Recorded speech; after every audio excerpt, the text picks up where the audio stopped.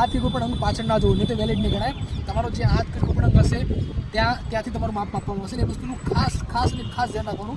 બીજી વસ્તુ કે હાઈ જમ્પ કર્યા પહેલાં લોંગ જમ્પ કર્યા પહેલાં થોડી સ્ટ્રેચિંગ કરો, લેગ પાવરની એક્સરસાઇઝ કરો, પાવરમાં લંગડી લો, બીજી ઘણી બધી લેગ પાવરની એક્સરસાઇઝ છે એ એક્સરસાઇઝ કરી અને લેગમાં પાવર લાવો. અને બને સાલ પહેલાં શરૂઆતમાં ફાઉલની પ્રોબ્લેમ આવતી હોય તો સ્ટેપ માપી લો.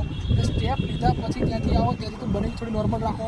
નોર્મલ હાલ ત્યાંથી ઘણા લોકોની કેપેસિટી અલગ હોય છે કે ઘણા લોકોની પિકઅપની કદાચ, એટલે ત્યાં વસ્તુ ધ્યાન રાખો કે ત્યાંથી આવો પહેલાં નોર્મલ સ્ટેપ રાખો.